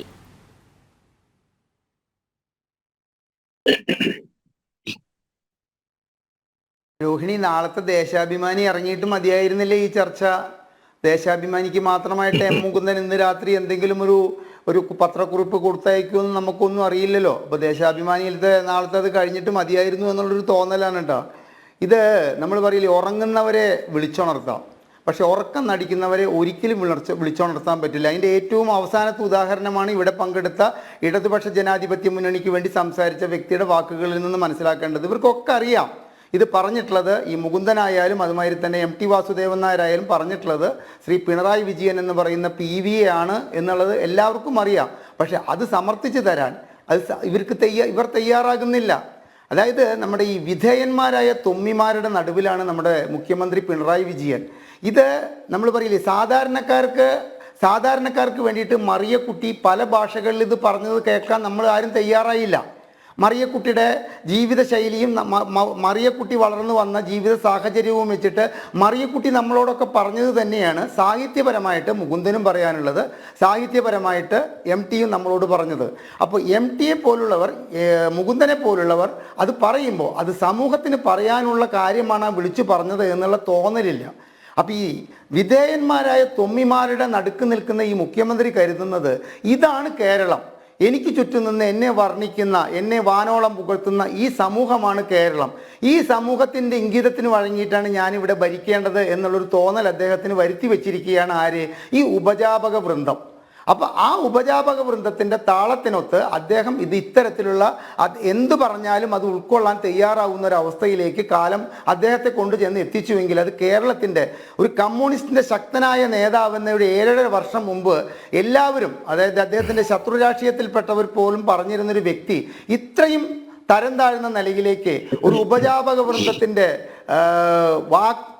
എന്താ പറയേണ്ട അദ്ദേഹത്തെ പുകഴ്ത്തിയുള്ള സംസാരത്തിൽ വീണുപോയി എങ്കിൽ അത് അങ്ങേയറ്റം കേരളത്തിന് വന്നിട്ടുള്ള ഒരു അപച്യുതിയാണെന്ന് പറയാതിരിക്കാൻ പറ്റില്ല. എല്ലാ കാലത്തും ഇപ്പോൾ ഈയിടെ എനിക്ക് തോന്നുന്നത് ഒരു 5-8 മാസം മുമ്പ് ശ്രീ മോഹൻ ഭഗവത്തിൻ്റെ ഒരു ലേഖനം മാതൃഭൂമിയിൽ വന്നിട്ടുണ്ടായിരുന്നു. അതിൽ അദ്ദേഹം വളരെ വ്യക്തമായിട്ട് മോദിയുടെ ഭരണം കൊണ്ടാണ്, മോദി എന്ന വ്യക്തിയുടെ ഭരണം കൊണ്ടാണ് ഇന്ന് ഇന്ത്യയുടെ പുരോഗതി എന്ന വിഷയത്തെ അങ്ങേയറ്റം വിമർശിച്ചുകൊണ്ട് അദ്ദേഹം അത് എഴുതി അവസാനിപ്പിച്ചിരിക്കുന്നത് ഒരു വ്യക്തിയുടെ കഴിവോ സാമർഥ്യമോ കൊണ്ട് ഒരു രാജ്യം ഒരിക്കലും രാജ്യത്തിൻ്റെ ഭരണം മുൻപോട്ട് പോവില്ല. ആ വ്യക്തി കേന്ദ്രീകരിക്കുന്ന പ്രസ്ഥാനത്തിൻ്റെ ഉപദേശങ്ങളും ആ വ്യക്തി കേന്ദ്രീകരിക്കുന്ന പ്രസ്ഥാനത്തിൻ്റെ തത്വദീക്ഷതയോടുകൂടിയുള്ള മുൻപോട്ട് പോക്കും ഈ വ്യക്തിയിൽ ചെലുത്തുന്ന സ്വാധീനം കൂടി അതിൻ്റെ ഘടകങ്ങളാണ് എന്ന് പറഞ്ഞിരിക്കുന്നു. അത് ഉൾക്കൊള്ളാൻ മോദി തയ്യാറായി എന്നാണ് പിറ്റേ ദിവസത്തെ സമൂഹ മാധ്യമത്തിലെ കമൻറ്റുകളിലൂടെ എനിക്ക് മനസ്സിലായിട്ടുള്ളത്. അപ്പോൾ ഇത്തരം ഏത് രാഷ്ട്രീയ പാർട്ടിയെ നയിക്കുന്നവർക്ക് മുകളിൽ നിന്നും ഇത്തരത്തിലുള്ള ആരെങ്കിലുമൊക്കെ പറഞ്ഞു കൊടുക്കാൻ വേണം. പാർട്ടി പറയുന്നത് കേൾക്കുന്ന പിണറായി വിജയനിൽ നിന്ന് പിണറായി വിജയൻ പറയുന്നത് കേൾക്കുന്ന പാർട്ടിയായിട്ട് ഈ പാർട്ടി മാറിയിട്ട് കാലം കുറയായി. ഇപ്പം അത് കഴിഞ്ഞ 7.5 വർഷമല്ല. കാരണം പാർട്ടിയുടെ സാമ്പത്തിക സ്രോതസ് എന്ന് പറയുന്നത് പിണറായി വിജയനാണ്. സീതാറാം യെച്ചൂരിക്കും പ്രകാശ് കാരാട്ടിനും വൃന്ദ കാരാട്ടിനും ലോകം മുഴുവൻ നടന്നിട്ടും ഇന്ത്യയിലെ മറ്റ് സ്റ്റേറ്റുകളിലും കേരളത്തിൽ മാത്രം ഒതുക്കപ്പെടേണ്ടി വന്ന ഒരു കമ്മ്യൂണിസ്റ്റ് പാർട്ടിയുടെ വീരചരിതങ്ങൾ പ്രസംഗിച്ച് നടക്കാനുള്ള സാമ്പത്തിക സ്രോതസ് പിണറായി വിജയനിലൂടെ ആണ് എന്നുള്ള കാര്യം അറിയാവുന്നത് കൊണ്ട് തന്നെ ആരും അദ്ദേഹത്തെ തിരുത്താനും പോകുന്നില്ല, ഒന്നും സംഭവിക്കാനും പോകുന്നില്ല. ഇനി ഈ നമ്മുടെ കേരളത്തിൽ തന്നെ ഇത്തരത്തിലുള്ള കാര്യങ്ങളിൽ എല്ലാ കാലത്തും എല്ലാ രാഷ്ട്രീയ പാർട്ടികളും വിമർശനം നേരിട്ടിട്ടുണ്ട്. അതിൻ്റെ ഏറ്റവും വലിയ ഉദാഹരണമാണ് ടി ദാമോദരൻ എന്ന് പറയുന്ന സിനിമാ കഥാകൃത്ത്. അദ്ദേഹത്തിൻ്റെ ആ കാലഘട്ടങ്ങളിൽ 80-85 കാലഘട്ടങ്ങളിൽ ഇറങ്ങിയ സിനിമകളിലൊക്കെ കമ്മ്യൂണിസ്റ്റ് പാർട്ടിയുടെ അപച്യുതികളെ അങ്ങേയറ്റം വിമർശിച്ചിട്ടുണ്ട്. ആരും അതിനെ ഇത്തരത്തിൽ വിമർശിച്ചുകൊണ്ട് മുൻപോട്ട് വന്നിട്ടില്ല. അത് അങ്ങനെയല്ല, അത് കമ്മ്യൂണിസ്റ്റ് പാർട്ടിയല്ല ഉദ്ദേശിച്ചിരിക്കുന്നത് എന്ന നിലയിൽ സിനിമകളുടെ പേരൊന്നും പറഞ്ഞിട്ട് ഞാൻ സമയം കളയുന്നില്ല. അതിനുശേഷം തോപ്പിൽ ബാസിയും കണിയാപുരം രാമചന്ദ്രനും ആരായിരുന്നു? അവർ കമ്മ്യൂണിസ്റ്റുകാരായിരുന്നു. അവർ വലത് കമ്മ്യൂണിസ്റ്റോ ഇടത് കമ്മ്യൂണിസ്റ്റോ. അവർ അവരുടെ നാടകങ്ങളിലൂടെ നമുക്ക് തന്ന സന്ദേശങ്ങൾ എന്താണ്? കമ്മ്യൂണിസ്റ്റ് പാർട്ടി 2 തവണ കേരളം ഭരിച്ചിട്ടും ഇവിടുത്തെ തൊഴിലില്ലായ്മ എത്രത്തോളം രൂക്ഷമാണ് എന്നുള്ളതാണ് സിംഹം ഉറങ്ങുന്ന കാട് എന്ന നാടകത്തിലൂടെ അവർ വിളിച്ചു പറഞ്ഞത്. ആ നാടകത്തിനെതിരെ ഒരു കമ്മ്യൂണിസ്റ്റിൻ്റെ ആരാധകരും കമ്മ്യൂണിസ്റ്റ് വിരോധികൾ പോലും ഒന്നും പറഞ്ഞില്ല. ഒരു സത്യാവസ്ഥ അവർ ചൂണ്ടിക്കാട്ടുന്നു. കയ്യും തലയും പുറത്തിടരുത് എന്ന് പറഞ്ഞ നാടകത്തിലൂടെ തൊഴിലാളി വർഗം, സാധാരണക്കാരായ ജനങ്ങളുടെ സാധാരണ സൗമ്യമായ ജീവിതത്തിന് എത്രത്തോളം തടസ്സം സൃഷ്ടിക്കുന്നു എന്നുള്ളത് വിളിച്ചു പറഞ്ഞതും കേരളം ഉൾക്കൊണ്ടിട്ടുള്ളതാണ്. അതുപോലെ തന്നെ ഓരോ നാടകങ്ങളും, അതായത് എന്തെന്നാ പറയേണ്ടത്, ഭഗവാൻ കാലുമാറുന്നു എന്ന നാടകത്തിലൂടെ പറഞ്ഞത് എന്താ?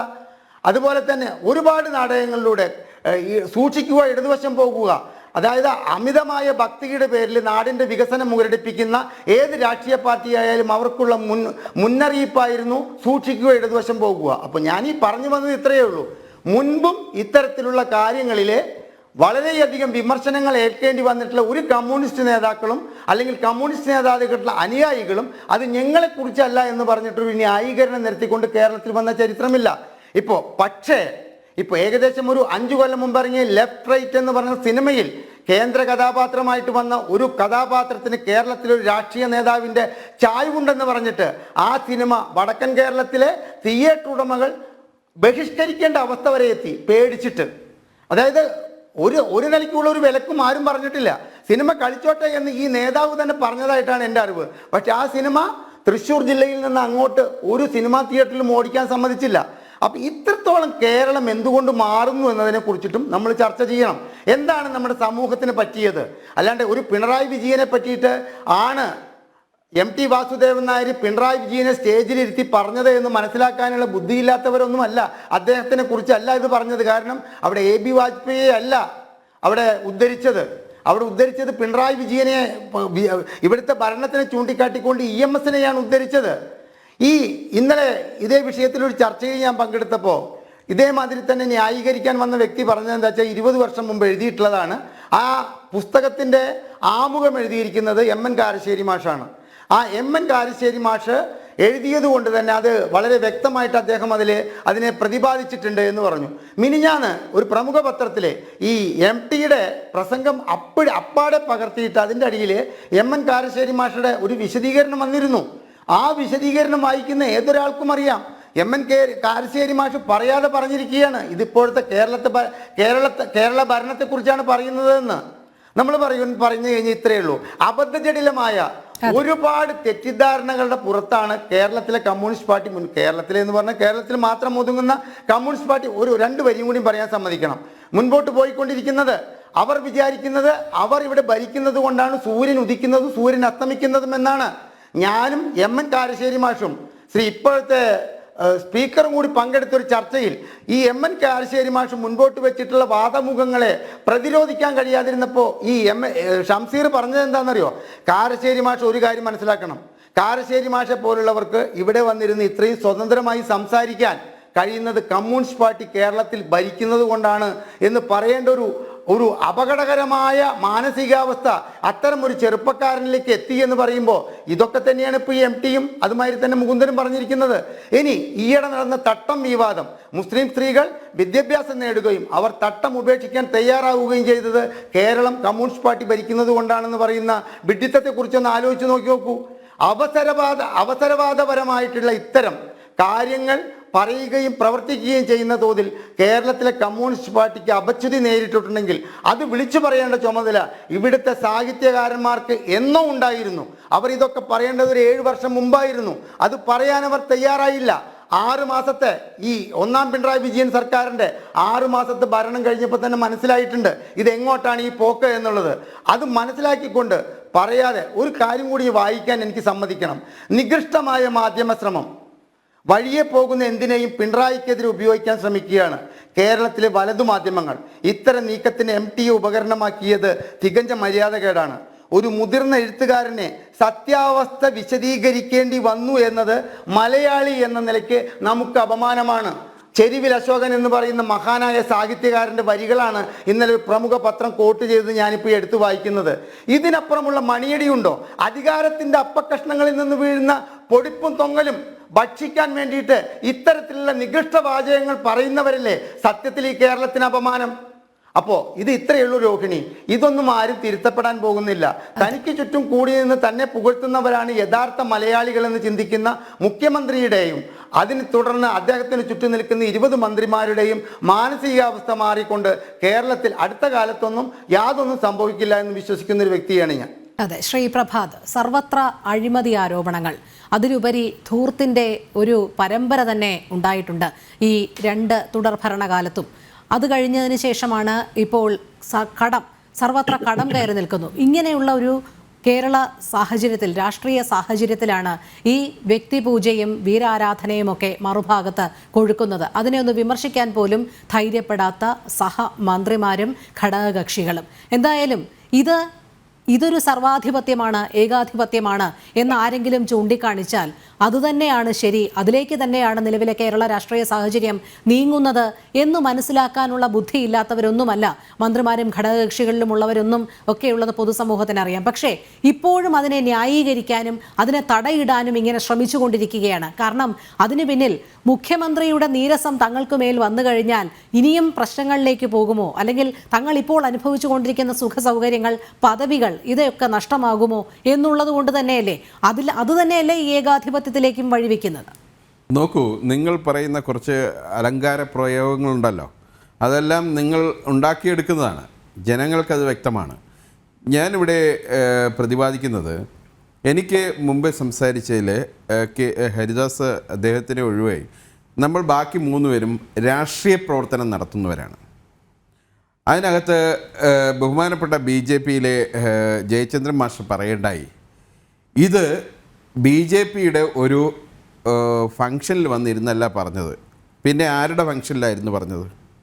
ജനങ്ങൾ മൊത്തം കേൾക്കുവാൻ തയ്യാറായ ഒരു സഭയിൽ, എഴുത്തുകാർ അടങ്ങുന്ന ഒരു വലിയൊരു സഭയിലാണ് MD പറഞ്ഞത്. ആ MD പറഞ്ഞ വാക്കുകൾ ഞാൻ വ്യക്തമായി നിങ്ങളോട് ഒന്നും കൂടെ പറയുകയാണ്. അത് പ്രധാനമന്ത്രിയായാലും മുഖ്യമന്ത്രിയായാലും മന്ത്രിമാരായാലും രാഷ്ട്രീയ പ്രവർത്തകരായ നമ്മൾ 3 പേരായാലും ഇത്തരം രീതിയിലുള്ള അപച്യുതി ഉണ്ടാവുന്നു എങ്കിൽ തിരുത്ത തന്നെ വേണം. അല്ലാതെ ഇത് എൻ്റെ പാർട്ടിയുടെയാണ്, നിങ്ങളുടെ പാർട്ടിയുടെ എന്നുള്ളതല്ല ഇവിടെ പറയേണ്ടത്. പകരം നമ്മുടെ സമൂഹത്തിന് വന്നിരിക്കുന്ന മാറ്റങ്ങൾ, ആ മാറ്റങ്ങളിലൂടെ വന്നിരിക്കുന്ന മൂല്യച്യുതി, അതിനെപ്പറ്റിയാണ് നിങ്ങൾ പറയേണ്ടത്. വ്യക്തിപരമായി പറയുകയാണെങ്കിൽ ഞാൻ പറയാം, ഇവിടെ ബുൾഡോസർ കൊണ്ട് വീടുകൾ ഇടിച്ചു തകർക്കുന്നത് ഏകാധിപതിയാണ്. അത് ഏകാധിപതിയല്ലേ? ഇവിടെ ഗുസ്തിക്കാരുടെ മെഡലുകൾ ഗംഗയിലേക്ക് എടുത്തെറിയാൻ വേണ്ടി തയ്യാറായത് എന്തുകൊണ്ടാണ്? ഒരു ഏകാധിപതി അവിടെ ഉണ്ടായിരുന്നത് കൊണ്ടാണ്. ഇത്തരം രീതിയിലുള്ള ആയിരക്കണക്കിന് ഏകാധിപതികൾ ഉണ്ടാകുന്ന ഒരു വലിയൊരു പാർട്ടിയാണ് BJP. നിങ്ങളും തിരുത്തണം. ഈ സമൂഹം നന്നാവുകയാണെങ്കിൽ ഞാൻ അടക്കമെന്നുള്ള എല്ലാ രാഷ്ട്രീയ പാർട്ടിയിലെ പ്രവർത്തകരും തിരുത്തുക. മോദി എന്താ പറഞ്ഞത്? നിങ്ങൾ പറഞ്ഞു, മോദിയുടെ കാര്യത്തിൽ ഒരു കാര്യം പറഞ്ഞു. ഇവിടെ കഴിഞ്ഞ 5 തെരഞ്ഞെടുപ്പുകൾ നടന്നു. ആരാണ് ഭരിച്ചത്? ആരാണ് മുന്നോട്ട് വന്നത്? മോദിക്ക് വേണ്ടി വോട്ട് ചെയ്യൂ. അതാണ് ഏകാധിപത്യം. നമ്മുടെ ഈ സംസ്ഥാനങ്ങളിൽ കോൺഗ്രസിനെതിരെ ഉള്ള മുദ്രാവാക്യം നിങ്ങൾ മോദിക്ക് വേണ്ടി വോട്ട് ചെയ്യുമെന്നല്ലേ? BJPക്ക് വേണ്ടി വോട്ട് ചെയ്യാൻ പറഞ്ഞോ? അല്ലെങ്കിൽ BJP ഉയർത്തുന്ന എന്തെങ്കിലും കാര്യങ്ങൾ ഉയർത്തുവാൻ നിങ്ങൾക്ക് കഴിഞ്ഞോ? ഇല്ല. പകരം എന്താ പറഞ്ഞത്? മോദിക്ക് വേണ്ടി ചെയ്യൂ. പിന്നെ അടുത്ത് ഇവിടെ ഇപ്പോൾ എല്ലായിടത്തും ഉണ്ടല്ലോ, ഏകാധിപതിയായി നിങ്ങൾ പറയുന്നുണ്ടല്ലോ. ഇവിടെ എല്ലായിടത്തും എല്ലാ ചുവരുകളിലും എഴുതി പറയുന്നു മോദിക്ക് ഒരു പ്രാവശ്യം കൂടി. BJPക്കാണോ ഒരു പ്രാവശ്യം കൂടെ എന്ന്? അല്ല, പകരം മോദിക്ക് വേണ്ടിയാണ്. അത് ഏകാധിപത്യം. അത് സ്വാഭാവികമാണ്. ആ സ്വാഭാവികമായ മാറ്റത്തിൽ നിന്ന് എന്ത് കൊണ്ടുവരണം? രാഷ്ട്രീയപരമായ ചിന്തകൾ എല്ലാ രാഷ്ട്രീയ കക്ഷികളും ഉണ്ടാവണം. അവിടെയാണ് നമ്മളുടെ വിജയം. അല്ലാതെ നമ്മൾ വന്നിരുന്ന് ഒരു വ്യക്തിയെ ചൂണ്ടിക്കാണിച്ചുകൊണ്ട് ഇദ്ദേഹത്തിനെയാണ് ഉദ്ദേശിച്ചത്, അപ്പോൾ നമ്മളോ? ബാക്കി 4 വിരലുകൾ നമ്മളുടെ മുന്നിലേക്ക് ചൂണ്ടുന്നു എന്നുള്ള ധാരണ നമുക്കുണ്ടാവണം. ആ ധാരണയില്ലായ്മയാണ് ഈ രാഷ്ട്രീയത്തിൻ്റെ അപജയം. നാം അടക്കമുള്ള സമൂഹം ഇപ്പോൾ എങ്ങോട്ടാണ് പോയിക്കൊണ്ടിരിക്കുന്നത്? ഇപ്പോൾ നിങ്ങൾ പറയുകയുണ്ടായി ഈ സോഷ്യൽ മീഡിയാസിലെ ആ ഒരു മാറ്റമാണ് ഇന്ന് രാഷ്ട്രീയത്തിൻ്റെ ഈ രീതിയിലുള്ള ഏകാധിപതികളെ സൃഷ്ടിക്കുവാൻ വേണ്ടി മുന്നോട്ട് വരുന്നത്. അതിന് മാറ്റം വരണമെങ്കിൽ ഞാനും നിങ്ങളും അടങ്ങുന്ന രാഷ്ട്രീയ സമൂഹമാണ് അതിന് വരേണ്ടത്. അല്ലാതെ വ്യക്തിപരമായി അവിടെയും രാഷ്ട്രീയത്തിൽ നിന്ന് ഒരു വോട്ട് ലഭിക്കാൻ വേണ്ടിയുള്ള കാര്യത്തിലേക്ക് നീങ്ങുന്നത് വളരെയധികം മോശമായ ഒരു സ്ഥിതിയെന്ന് മാത്രം ഈ അവസരത്തിൽ പറയുന്നു.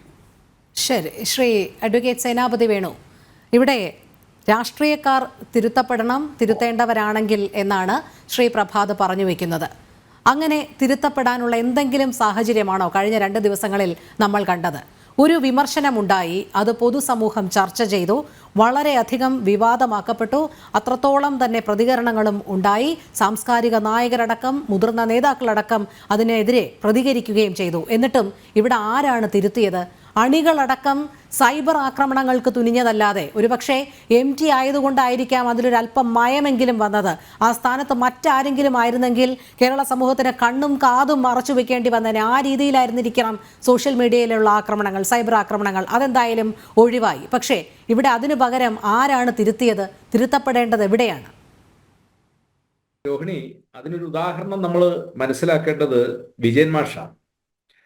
ഈ 4ാം ലോകവാദവും 4ാം ലോക സിദ്ധാന്തവും ഒക്കെ കമ്മ്യൂണിസത്തിൽ വന്ന് കമ്മ്യൂണിസത്തിന്റെ അപജയത്തെക്കുറിച്ച് വളരെ ആഴത്തിൽ നമ്മളോട് സംസാരിച്ച ഒരാള് എന്ന് പറയുന്നത് CMN വിജയനാണ്.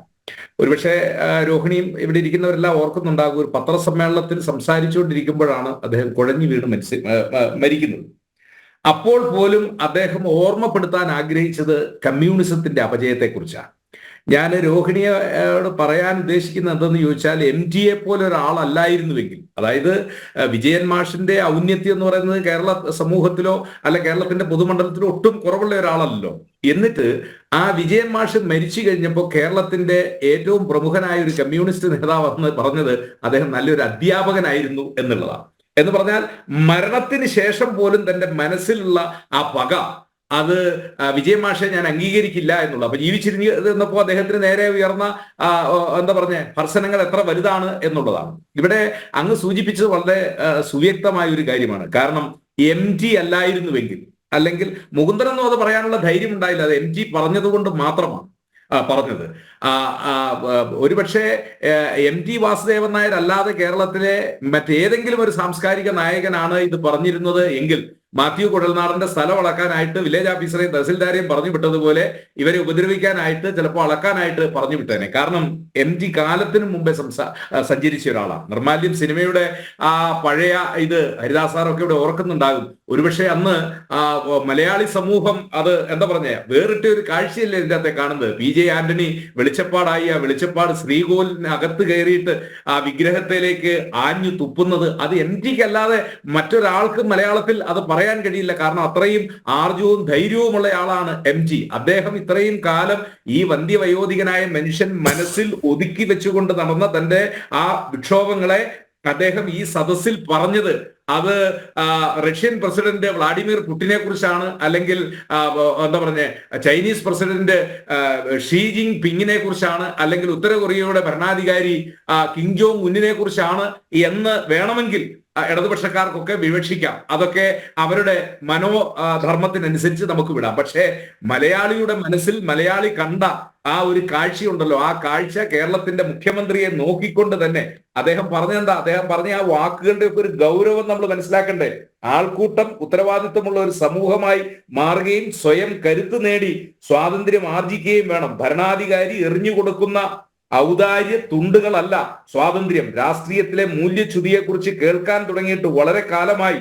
എന്തുകൊണ്ട് എന്ന സംവാദത്തിന് പലപ്പോഴും അർഹിക്കുന്ന വ്യക്തികളുടെ അഭാവം എന്ന ഒഴുക്കൻ മറുപടി കൊണ്ട് തൃപ്തിയടയേണ്ടി വന്നു. രാഷ്ട്രീയ പ്രവർത്തനം അധികാരത്തിലെത്താനുള്ള ഒരു അംഗീകൃത മാർഗമാണ്. എവിടെയും അധികാരമെന്നാൽ ആധിപത്യമോ സർവാധിപത്യമോ ആകാം. അസംബ്ലിയിലോ പാർലമെന്റിലോ മന്ത്രിസഭയിലോ ഒരു സ്ഥാനം എന്ന് വെച്ചാൽ ആധിപത്യത്തിനുള്ള ഒരു തുറന്ന അവസരമാണ് അദ്ദേഹം ചൂണ്ടിക്കാണിക്കുക. കാരണം ഈ കഴിഞ്ഞ 1.5 മാസക്കാലം കേരളത്തിൽ നടന്നിട്ടുള്ള ചില വർത്തമാനകാല സംഭവങ്ങൾ, അതിൽ ഒന്നാമത്തത് 1.5 1,05,00,000 രൂപ വിലയുള്ള ഒരു വാഹനവുമായി അതിൽ കറങ്ങുന്ന കസേരയുമായി കേരളത്തിന്റെ മുഖ്യമന്ത്രി സഞ്ചാരം ആരംഭിച്ചപ്പോൾ ഒരു കമ്മ്യൂണിസ്റ്റ് നേതാവിന്റെ എന്താ പറഞ്ഞ ആ കമ്മ്യൂണിസ്റ്റ് മൂല്യങ്ങൾ അവിടെ തകർന്നു വീണു. 1. 2, ആ വാഹനത്തിന് മുമ്പിൽ കരിങ്കൊടി കാണിച്ചു, ഇല്ലെങ്കിൽ ഒരു കറുത്ത തുണി ഉയർത്തി എന്ന കാരണത്താൽ മനുഷ്യരെ എത്ര നിന്ദ്യമായി എത്ര മൃഗീയമായ രീതിയിൽ തല്ലിച്ചതയ്ക്കുന്നു. കേരളത്തിലെ ഒരു ബുദ്ധിജീവിയും അതിനെതിരെ പ്രതികരിച്ചില്ല, ഒരു സാംസ്കാരിക നായകനും പ്രതികരിച്ചില്ല. ഇന്ന് T. പത്മനാഭൻ ഒരു പ്രതികരണം നടത്തി. എന്താണ് പ്രതികരണം? കൗരവ സഭയിൽ ഞാൻ കണ്ടത് ഇന്നലെ ഞാൻ വർത്തമാനകാല കേരളത്തിൽ കാണുന്നു. ഒരു പെൺകുട്ടി ദിയ എന്ന് പറയുന്ന യൂത്ത് കോൺഗ്രസിന്റെ KSUവിന്റെ ഒരു പ്രവർത്തകയെ ഒരു പോലീസ് ഉദ്യോഗസ്ഥൻ നിലത്ത് വീണ് കിടക്കുന്ന അവളുടെ മുടിയിൽ ചവിട്ടി പിടിച്ചിരിക്കുന്നു. വേറൊരാള് ശരീരത്ത് മർദ്ദിക്കുന്നു, ഒരാള് കാലിൽ ചവിട്ടി പിടിക്കുന്നു, അവരുടെ വസ്ത്രം വലിച്ചു കീറുന്നു. ആ കാഴ്ച കൗരവ സദസ്സിൽ പോലും കണ്ടില്ല. അന്ന് ഭീഷ്മ പിതാമഹൻ എഴുന്നേറ്റ് അത് ചെയ്യരുതെന്ന് പറഞ്ഞിരുന്നുവെങ്കിൽ പിൽക്കാലത്ത് മഹാഭാരത യുദ്ധം ഉണ്ടാവില്ലായിരുന്നു. ഞാൻ പറഞ്ഞു വന്നത്, ഇവിടെ ഒരു MT ഉണ്ടായി, ഒരു T. പത്മനാഭൻ ഉണ്ടായി, ഒരു മുകുന്ദൻ ഉണ്ടായി.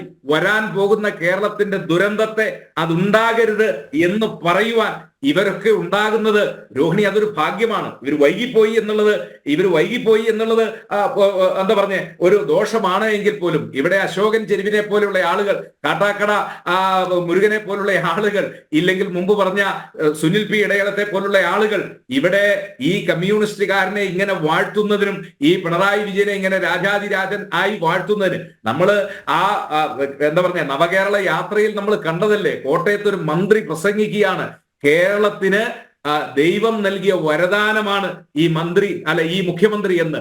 ഇതെന്ത് കമ്മ്യൂണിസമാണ് സാർ? ഇതിനെയൊക്കെയാണോ കമ്മ്യൂണിസം എന്ന് നിങ്ങൾ വിശേഷിപ്പിക്കുന്നത്? ഇതിനെയാണ് ഇവിടെ പറയുന്നത് ഈ വ്യക്തിപൂജ എന്ന് പറയുന്നത്. ആ വ്യക്തിപൂജ അതിന്റെ പാരമ്യതയിലെത്തി ഒരു സമൂഹത്തിന് സഹിക്കാൻ പറ്റുന്ന ഒരു നിലയിലേക്ക് എത്തുന്നു. കേരളത്തിലെ ബുദ്ധിജീവി വർഗം പ്രതികരിക്കാത്ത മറ്റൊരു കാര്യം, 2 കാലും തളർന്ന ഒരു ചെറുപ്പക്കാരൻ കരിങ്കൊടി കാണിച്ചു എന്ന കാരണത്താൽ പോലീസ് അവനെ പിടിച്ചു നിർത്തുമ്പോൾ അവന്റെ നെഞ്ചത്തേക്ക് ഒരു ഡിവൈഎഫ്ഐക്കാരൻ വന്ന് ചവിട്ടുന്നു. ആ ചവിട്ടുന്ന കാഴ്ചയാണ് നമ്മൾ കാണുന്നത്. ഇങ്ങനെ വർത്തമാനകാല കേരളത്തിന് കണ്ടാൽ പൊറുക്കാൻ കഴിയാത്ത, സഹിക്കാൻ കഴിയാത്ത ഒരുപാട് കാഴ്ചകൾ ഈ കേരളത്തിൽ കാണുമ്പോൾ ആ മനസ്സിലുണ്ടായിരുന്ന വിങ്ങല്, ആ വിങ്ങലിനെ ഈ വയോധികനായ MT അതെവിടെയെങ്കിലും ഒന്ന് പറയണമല്ലോ. പറയാൻ അവസരം കിട്ടി. അദ്ദേഹം പറഞ്ഞു, തിരുത്തേണ്ടത് കിം ജോങ് ഉൻ അല്ല, തിരുത്തേണ്ടത് ഷീ ജിൻ പിങ് അല്ല, തിരുത്തേണ്ടത് വ്ളാഡിമിർ പുടിൻ അല്ല, അതല്ല എങ്കിൽ അമേരിക്കയുടെ പ്രസിഡന്റ് അല്ല, തിരുത്തേണ്ടത് കേരളത്തിന്റെ മുഖ്യമന്ത്രിയാണ് എന്നുള്ള കാര്യത്തിൽ ഒരു തർക്കവുമില്ല. ഇവിടെ ഇപ്പൊ ഗോവിന്ദ മാഷ്ടപ്പുള്ള ആളുകൾ എന്തൊരു ന്യായീകരണവുമായിട്ടാണ് അവർ വന്നിരിക്കുന്നത്. ഞങ്ങൾ തിരുത്തുമെന്ന് അവർ പറയുന്നതിന്റെ കാരണം എന്താ? അപ്പൊ തിരുത്തേണ്ടതായിട്ടുണ്ട്. അത് തിരുത്താൻ അവർക്ക് കഴിയുന്നില്ല. അത് കഴിയുന്നില്ലാത്തതിന്റെ കാരണം ഇവിടെ ഹരിദാസ് സാർ സൂചിപ്പിച്ചതുപോലെ ഈ പാർട്ടി എന്ന് പറയുന്നത് ഇപ്പോ ലോകമെങ്ങും ഈ പാർട്ടിയുടെ ഇത് പ്രശോഭിക്കുന്നതിന്റെ കാരണം ഈ കാരണഭൂതനായതുകൊണ്ട് ഈ കാരണഭൂതന്റെ ചുറ്റും നിന്ന് കറങ്ങാതെ ഇപ്പൊ കേരളത്തിലെ CPM-ന്റെ നേതാക്കൾക്ക് പറ്റില്ല എന്നുള്ളത് കൊണ്ടാ എവിടെയെങ്കിലും ഇന്ത്യയിൽ ഒരു കമ്മ്യൂണിസ്റ്റ് നേതാവിന്റെ മകള് 1.72 കോടി രൂപ ഒരു സേവനവും ചെയ്യാതെ സമ്പാദിച്ചു. നമ്മൾ ഈ കാര്യത്തിലൊക്കെ സംസാരിക്കുമ്പോൾ ജ്യോതി ബസുവിന്റെ മകൻ ഉണ്ടായിരുന്നല്ലോ, ചന്ദൻ ബസുവോ, അയാൾ വലിയ കോടീശ്വരനും വ്യവസായിയുമായിരുന്നു ആ കാലഘട്ടത്തിൽ. പക്ഷേ ഭരണത്തെ സ്വാധീനിച്ചുകൊണ്ട് 1 രൂപയുടെ ആനുകൂല്യങ്ങൾ എവിടെയെങ്കിലും നേടാൻ ഈ ജ്യോതി ബസുവിന്റെ മകൻ അന്നത്തെ കാലത്ത് ശ്രമിച്ചിട്ടില്ല. കാരണം അന്ന് കോൺഗ്രസ് ഭരിക്കുന്ന ഒരു കാലഘട്ടം പല രീതിയിലും ഈ വ്യക്തി എന്തെങ്കിലും രീതിയിൽ അവിഹിതമായ സമ്പാദ്യങ്ങൾ ഉണ്ടോ എന്ന് എത്രയോ അന്വേഷണങ്ങൾ നടത്തിയതാണ്. ഒന്നുമില്ല. കാരണം അവരൊക്കെ യഥാർത്ഥ കമ്മ്യൂണിസ്റ്റുകാരായിരുന്നു.